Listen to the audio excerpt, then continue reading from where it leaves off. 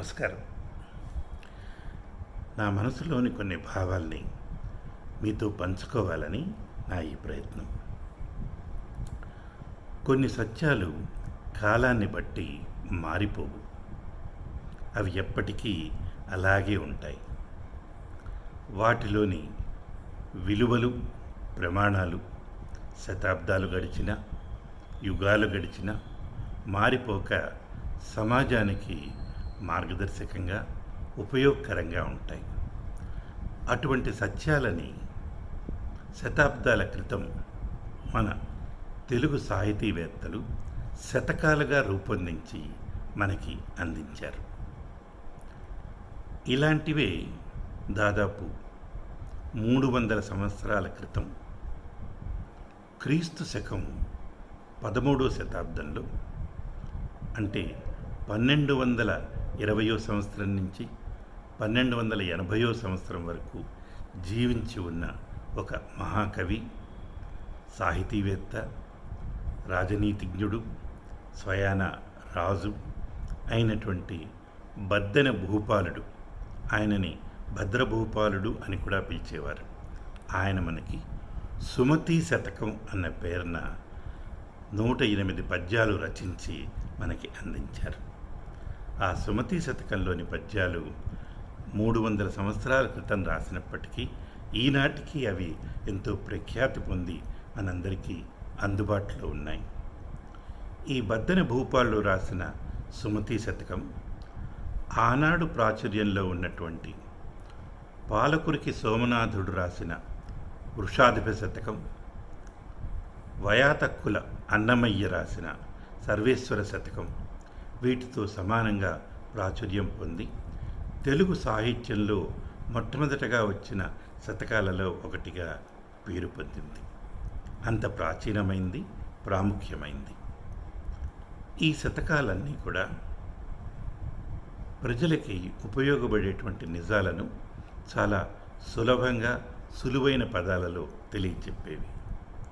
ఈ బద్దెన భూపాలుడు కాకతీయ సామ్రాజ్యాన్ని మహిళ అయి ఉన్నప్పటికీ ఎంతో వీరోచితంగా నిర్వహించి తెలుగు రాజకీయ చరిత్రలో సుస్థిరమైన స్థానం సంపాదించుకున్న రాణి రుద్రమదేవి రాజ్యంలో చోళ సామంతరాజుగా బాధ్యతలు నిర్వహించారు.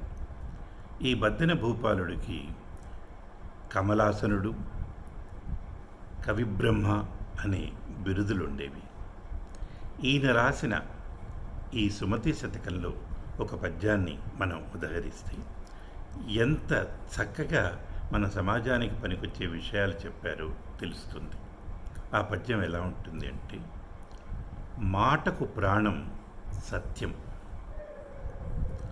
కోటకు ప్రాణం సుభటకోటి ధరిత్రిన్, బోటికి ప్రాణము మానము, చీటికి ప్రాణము వ్రాలు సిద్ధము సుమతి అని ఆయన వివరించాడు.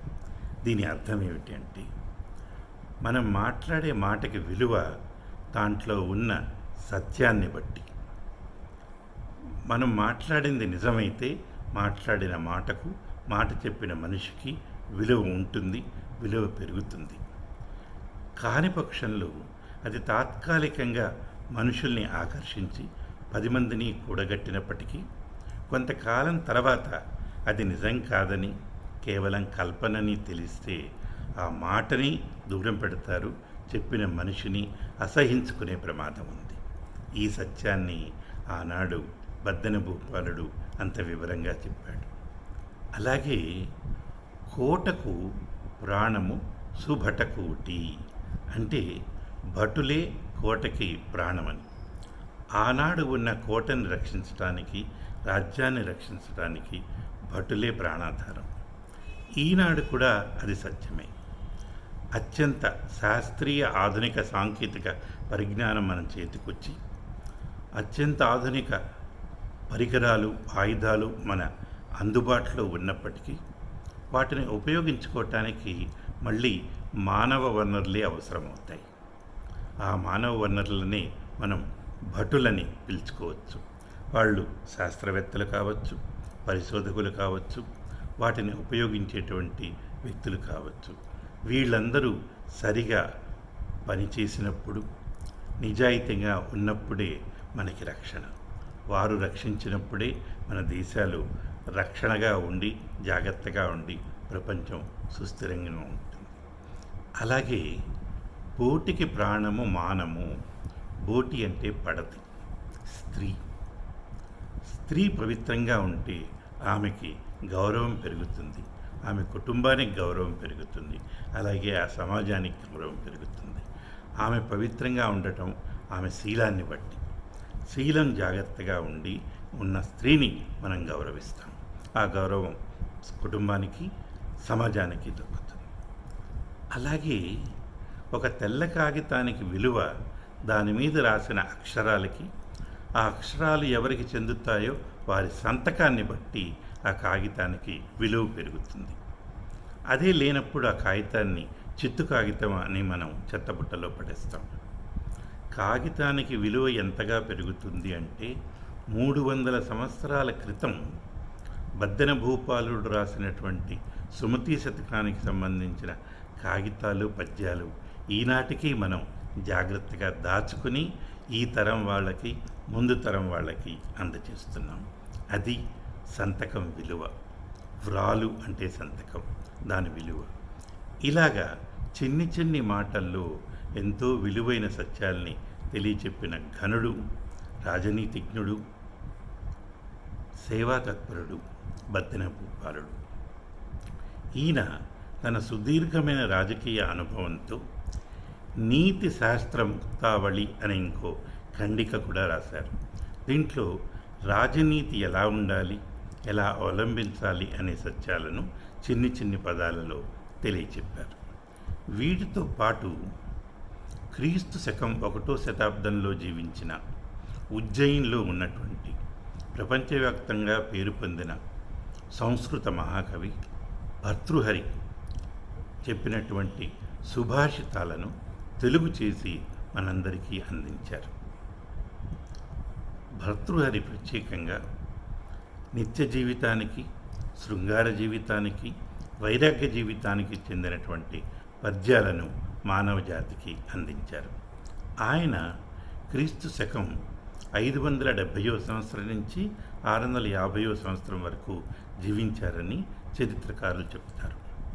ఆయన చెప్పిన పద్యం ఒకటి ఏంటంటే, ప్రత్యేకంగా పడతి ఏ విధంగా ఉండాలి, ఆవిడ వల్ల మన కుటుంబానికి, సమాజానికి, మనకి గౌరవం ఎలా పెరుగుతుంది అని చెప్పారు. ఆ పద్యం ఎలా ఉంటుందంటే, కార్యేషు దాసి, కరణేషు మంత్రి, రూపే చ లక్ష్మి, క్షమయా ధరిత్రి, భోజ్యేషు మాత, శయనేషు రంభ, షడ్ధర్మయుక్త కులధర్మపత్ని. అంటే ధర్మపత్ని అయినటువంటి పడతి మహిళ ఎలా ఉండాలి. కార్యేషు దాసి అంటే కార్యం చేసేటప్పుడు పని చేసేటువంటి దాసిలాగా పూర్తిగా తనని తాను ఆ పనిని నిర్వహించుకోవటానికి అంకితమై మన క్షేమాన్ని అంతా కాంక్షిస్తూ చెయ్యాలి. అలాగే కరణేషు మంత్రి, మనకి ఏదైనా సూచనలు, సలహాలు చెప్పేటప్పుడు రాజ్యానికి మంత్రి ఎంత ముఖ్యంగా పనిచేస్తాడో, రాజుకి ఎలాంటి సలహాలు ఇస్తాడో అలా ఇవ్వాలి.